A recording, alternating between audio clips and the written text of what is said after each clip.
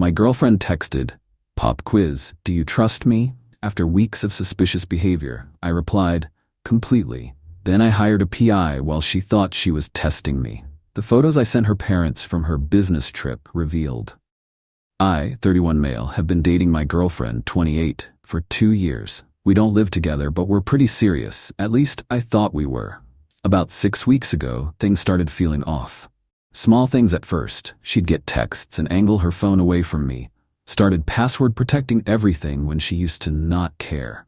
Would leave the room to take certain calls. Classic sketchy behavior, right? But here's the thing. She'd always have an explanation. The texts were from her crazy coworker, who was going through drama. The calls were her mom, who doesn't like talking when others are around. The new passwords? Privacy is important in relationships, babe. Every time I'd get that gut feeling something was wrong, she'd flip it. Make me feel like I was the problem for not trusting her, like I was being controlling or insecure. 3 weeks ago, it escalated.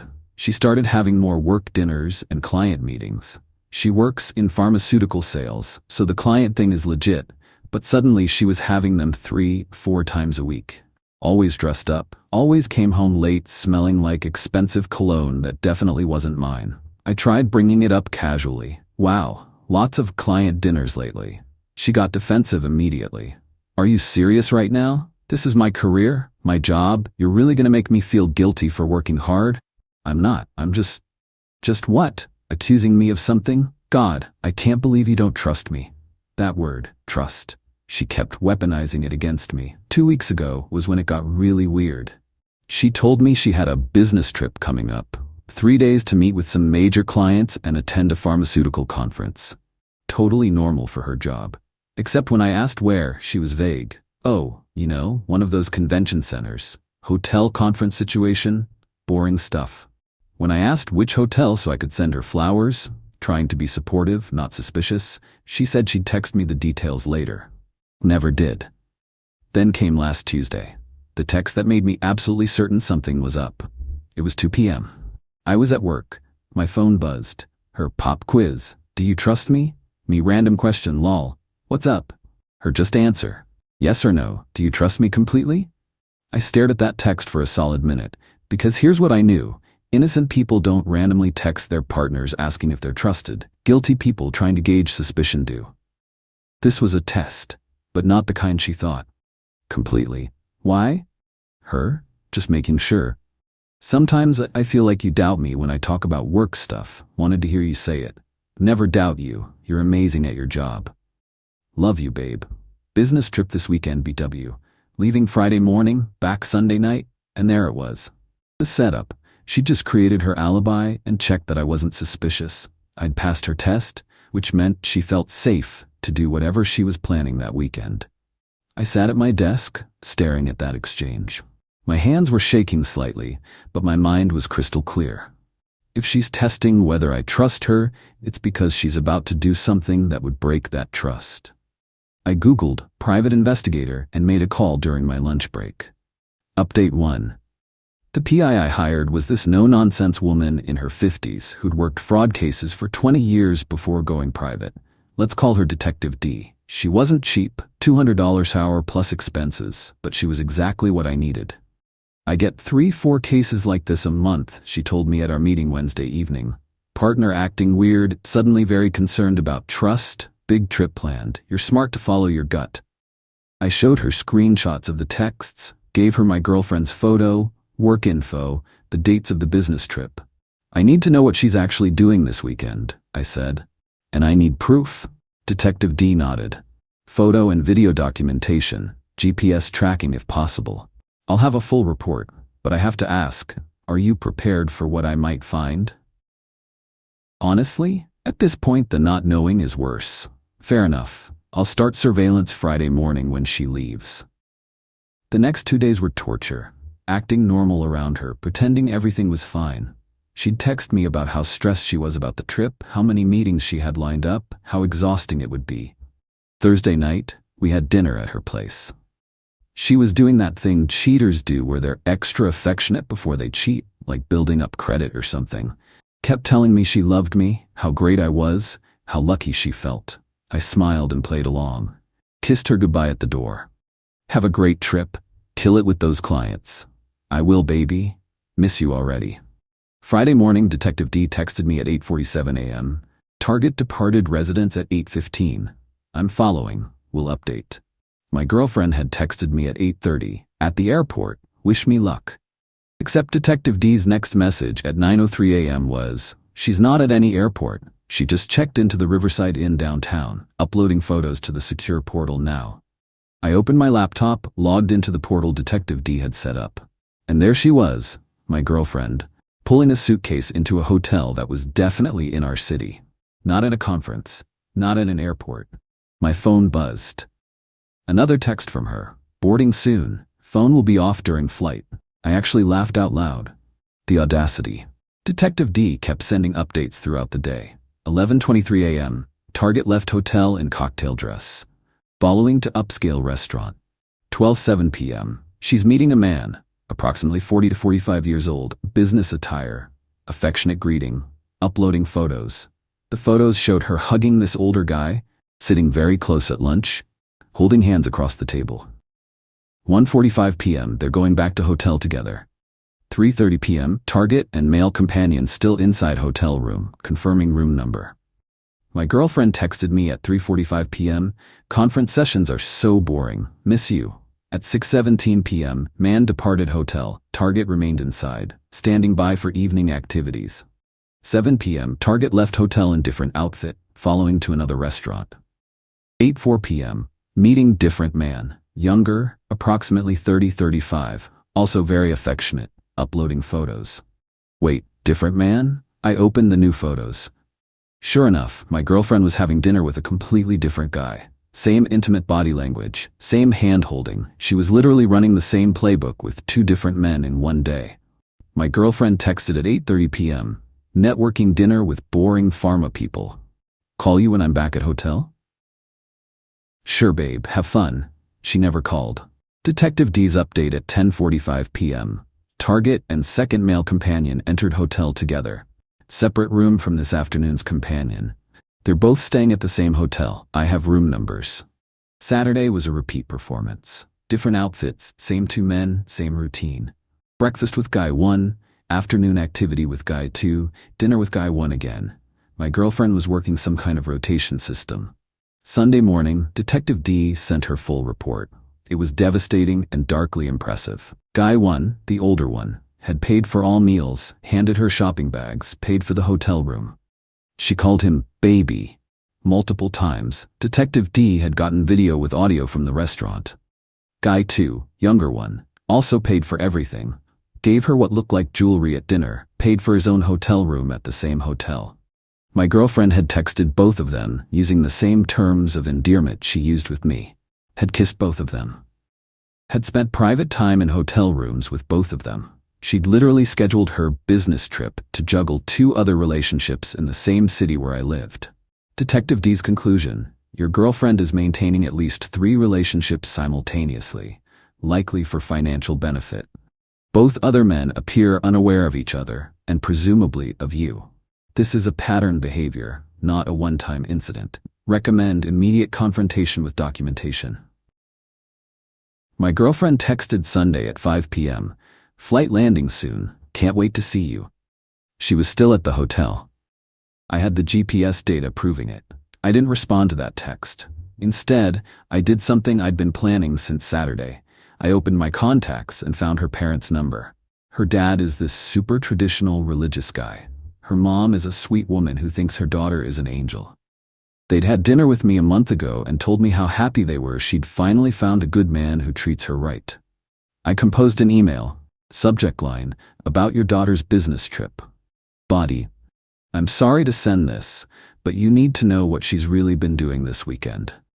I hired a private investigator after suspicious behavior. These photos are from Friday, Saturday, and Sunday. She told me she was at a pharmaceutical conference. As you can see, that was a lie. I attached 12 photos, her with guy number 1, her with guy number 2, timestamps visible, kissing both, holding hands with both, entering hotel rooms with both. I attached the full PI report as a PDF. I hovered over the send button for maybe 10 seconds, then I sent it. My phone rang almost immediately. Her dad. Is this real? Yes, sir. Every photo is time-stamped and verified. I hired a licensed private investigator. The full report is attached. Silence. Then I heard him say something away from the phone. Her mom's voice in the background, rising in pitch, then crying. We're gonna handle this, he said, his voice shaking with rage. Thank you for telling us. I'm so sorry. He hung up. My girlfriend texted at 6:30 p.m. Home, coming over. I didn't respond. She called at 7 p.m. I didn't answer. She called again at 7:15 p.m. Then 7:30 p.m. At 7:45 p.m. she texted, Babe, what's wrong? Why aren't you answering? At 8 p.m., did I do something? At 8:30 p.m., starting to worry, please just tell me what's going on. At 9 p.m., her dad must have called her, because my phone exploded. 23 calls in 15 minutes. What did you do? Why would you send that to my parents? You had me followed? This is insane. Call me right now. I blocked her number. Then I went to bed, slept like a baby for the first time in 6 weeks. Update 2 Monday was chaos. I woke up to 68 missed calls from unknown numbers. She'd been calling from different phones all night. My email had 3 messages from her. 1 begging me to talk to her. 1 accusing me of violating her privacy and threatening legal action. 1 claiming the PI photos were taken out of context and she could explain everything. I deleted all 3 without responding. But here's what I didn't expect. Her best friend showed up at my apartment at 7:30 a.m. I opened the door in my pajamas, coffee in hand. We need to talk, she said, pushing past me into my apartment. Good morning to you too. Do you have any idea what you've done? Her parents kicked her out. She's staying on my couch. She's a mess. I took a sip of coffee. She's a mess? She was literally dating 3 men at once and lying to all of us. She wasn't dating them. God, you don't understand anything. Then explain it. Explain how kissing 2 different men and spending nights in their hotel rooms while texting me about being at a conference isn't cheating. Her best friend's face went red. Those men they were helping her. Helping her what? With money, for her business idea. She's been talking to investors. I actually laughed. Investors who she kisses and sleeps with? That's called escorting, not networking. You're disgusting. She loved you. It was complicated. Pop quiz, I said, echoing my girlfriend's text. Do I look like I care? Her parents won't speak to her. Her dad called her a disgrace. Her mom is crying nonstop. You destroyed her family. No, she destroyed her family by lying to everyone, including them. I just showed them the truth. You could have talked to her first, confronted her privately. But you went nuclear and sent everything to her parents? That's cruel. She texted me asking if I trusted her while planning to cheat on me with 2 other guys. She lied about a business trip. She manipulated me every time I questioned anything. So yeah, I sent proof to her parents. They deserve to know who their daughter really is. She needs those men. One of them was going to invest $50 in her business. What business? She hesitated. Her wellness coaching thing.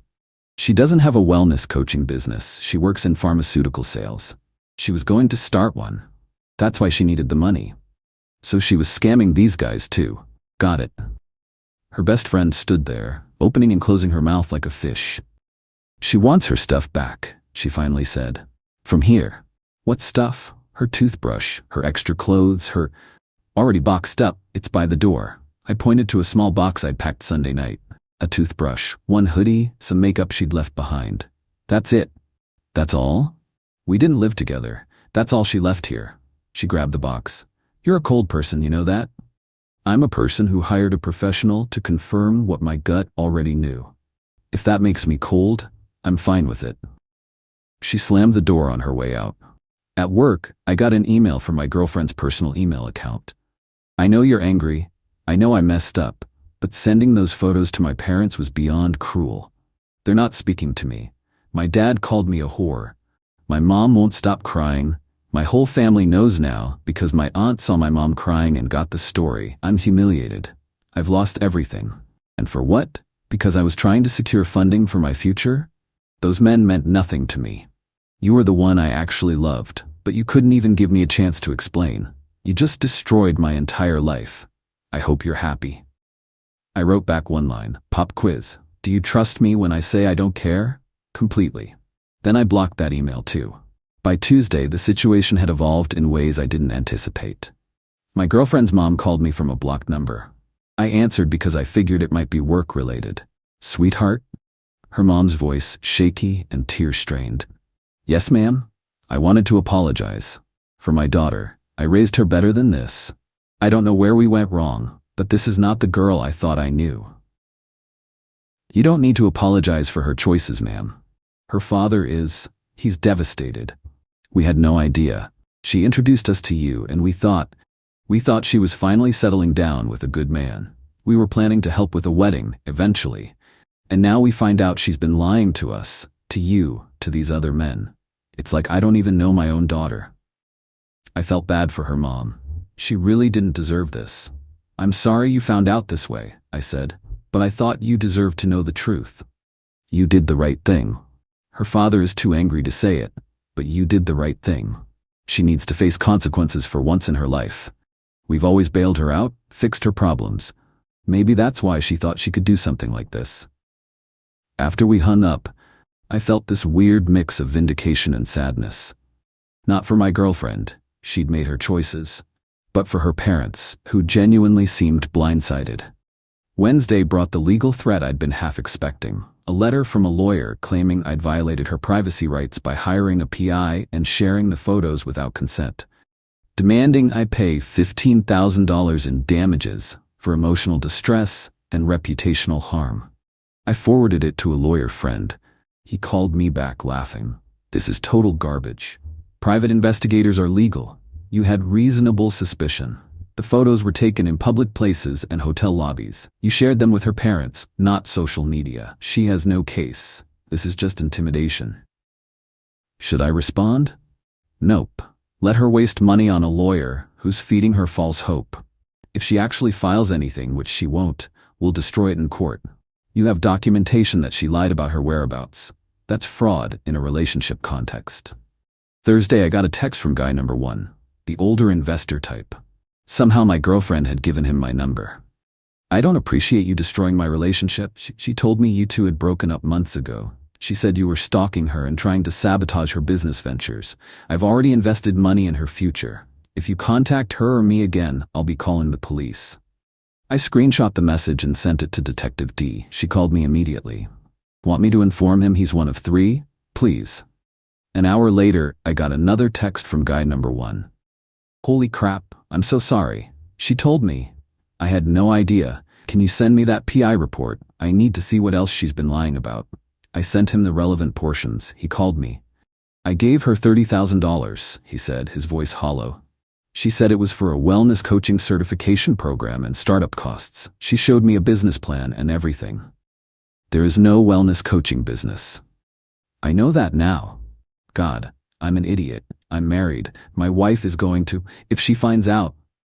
That's your problem, not mine. Can you not mention me to anyone? I already mentioned you to her parents via the PI report. Crap. Okay, I need to talk to my lawyer. He hung up. Friday, exactly 1 week after the business trip, my girlfriend showed up at my apartment building. Security called me. "Sir, there's a woman here demanding to see you. She's pretty upset. Want me to send her away?" "Yes, please." But she must have slipped past security somehow, because 10 minutes later she was pounding on my door. "I know you're in there. Please, we need to talk." I called security. "She bypassed you. She's at my door." "On our way." I didn't open the door, just spoke through it. "You need to leave." "No, not until you hear me out. I can explain everything." "Already heard your explanations. To your best friend, to your parents, to guy number 1, different story every time. Those men didn't mean anything." "Then why did you kiss them?" "Because they expected it, for the money." "So you were escorting?" "No, it was investment. It was business." Business doesn't involve lying to your boyfriend about conference trips while you hook up with sugar daddies. They're not sugar daddies. You're twisting everything. Security arrived. I heard them talking to her. "Ma'am, you need to leave the building." "I live here." "No, ma'am, you don't. This gentleman lives here. You need to leave now or we'll call the police." "Fine, but this isn't over." I heard her footsteps retreating. Waited 20 minutes before leaving my apartment for work. Update 3. Final.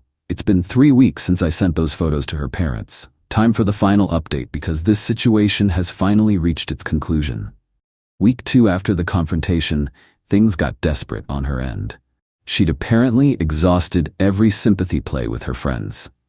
Most of them had either heard the full story or seen her increasingly unhinged social media posts about betrayal and privacy violations. Her best friend, the one who showed up at my apartment, actually called me to apologize. I didn't know the full extent of what she was doing, she admitted. She told me she was just having dinner meetings with potential investors. I didn't know about the relationship parts, or that there were multiple men, or that she'd lied to you about a business trip. I'm really sorry I came at you like that. Appreciate that. She's been lying to me too, about a lot of things. I'm done being her excuse. Her family situation deteriorated further. Her parents had apparently started going through her finances after everything came out. They discovered she'd been receiving gifts and loans from various men for over a year, long before she met me. This wasn't a recent thing. This was her pattern. Her dad found Venmo records, Cash App transfers, even old-fashioned checks, thousands and thousands of dollars from men she'd met on dating apps, at work events, through friends. She'd been running this operation like a side hustle. Her mom called me one more time, just to update me. We found out she owes money to 3 different credit cards we didn't know existed. She's been living way beyond her means for years. The pharmaceutical sales job doesn't pay as much as she told us it did. We think most of her income was coming from these arrangements. I'm sorry you're dealing with this. Her father wants her to move out of state, live with his sister for a while, get away from this situation. We can't have her here anymore. Guy 1, the older investor, ended up filing a civil suit against her for fraud. Turns out the business plan she showed him was plagiarized from an actual wellness coaching website. She just swapped in her name and fabricated financial projections. His lawyer sent me a subpoena for the PI report. I complied. Guy 2, the younger one, just ghosted entirely, blocked her everywhere. Smart man. My girlfriend made one final attempt to contact me in week 3. She sent a letter to my apartment, actual physical mail. The letter was 6 pages long, handwritten. Started with apologies, devolved into excuses, ended with accusations. The highlights: I never meant to hurt you. Everything just got out of control. Those men were supposed to be business relationships, but they wanted more, and I felt trapped. I needed the money to maintain the lifestyle you expected me to have. Wait, what? You always wanted me to look good, dress nice, go to fancy restaurants. I couldn't afford that on my salary, so I found ways to make it work. This was wild. She was actually trying to blame me for her scamming operation. If you had been more understanding about my financial situation, I wouldn't have needed to seek help elsewhere. The PI was illegal, and I'm still pursuing legal action. She wasn't. Her lawyer had dropped her. My life is ruined because you couldn't handle the fact that I'm an ambitious woman making business connections. I hope you know that everyone who knows the real story thinks you're controlling and manipulative. They don't, but okay. I loved you. I really did, but you'll never find anyone who loved you the way I did. The letter ended with, I hope someday you realize what you lost. I took a photo of the letter and sent it to her best friend, who was now firmly in my corner, with the caption, "Still playing victim, I see." She replied, "She'll never get it. Save that letter though. It's evidence if she tries anything else." By week 3, the situation had mostly resolved itself. Her family made her move across the country to live with her aunt. Fresh start, they called it. More like exile. Guy number 1's lawsuit was proceeding. Last I heard, she'd have to pay back the $30,000 plus legal fees. No idea how she'd manage that. Her pharmaceutical sales job had terminated her. Apparently word got around about what she'd been doing, and the company didn't want that liability. They claimed it was performance-related. Sure, her old apartment was being sublet because she couldn't afford the lease anymore. As for me, I'm doing fine, better than fine actually. The whole experience taught me something valuable. Trust your gut, but verify the facts. I could have confronted her directly based on suspicion. Instead, I got concrete proof. That proof protected me from her manipulations and gaslighting. When she texted "Pop quiz, do you trust me?" She was testing whether she'd covered her tracks well enough. She thought she had. She was wrong. I trusted my instincts more than I trusted her words, and that made all the difference.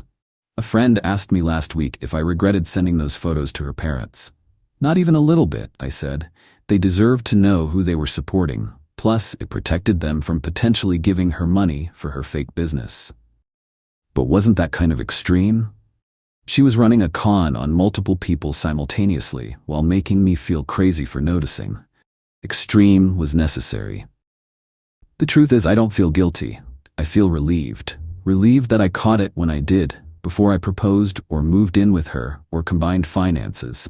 Relieved that I have proof of everything so nobody can rewrite history. Relieved that her parents know the truth and aren't being scammed. She made choices. Calculated, deliberate choices.